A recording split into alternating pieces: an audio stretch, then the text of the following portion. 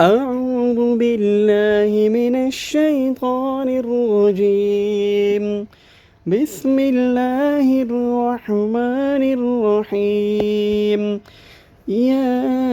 أيها المزمل قم الليل إلا قليلا نصفه أو انقص منه قليلا أو زد عليه ورتل القرآن ترتيلا إنا سنلقي عليك قولا ثقيلا إن ناشئة الليل هي أشد وطئا وأقوم قيلا إن لك في النهار سبحا طويلا واذكر اسم ربك وتبتل إليه تبتيلا رب المشرق والمغرب لا إله إلا هو فاتخذه وكيلا واصبر على ما يقولون واهجرهم أجرا جميلا وذرني والمكذبين أولي النعمة ومهلهم قليلا إن لدينا أنكالا وجحيما وطعاما ذا غصة وعذابا أليما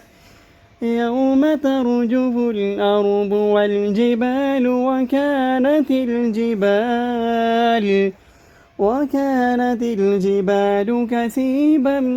مهيلا إنا أرسلنا إليكم رسولا شاهدا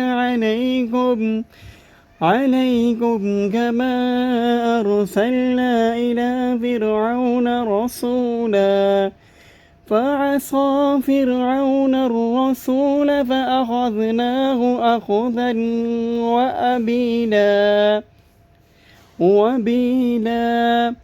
فكيف تتقون إن كفرتم يوما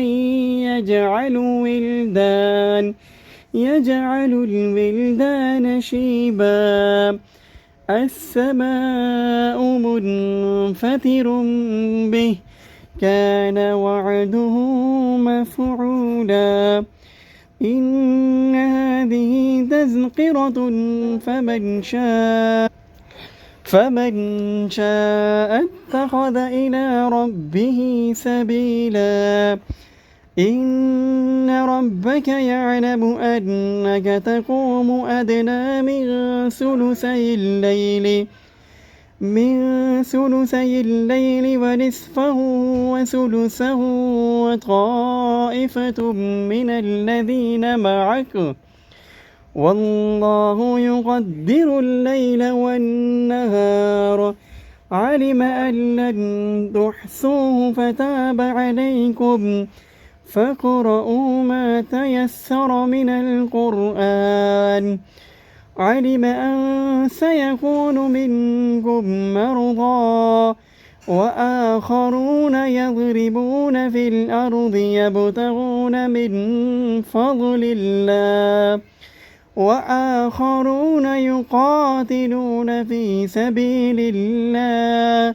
فاقرؤوا ما تيسر منه وأقيموا الصلاة وآتوا الزكاة وأقرضوا الله قرضا حسنا وما تقدموا لأنفسكم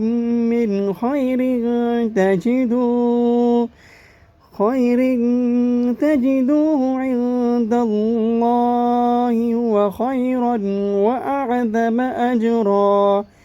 واستغفروا الله إن الله غفور رحيم صدق الله العظيم.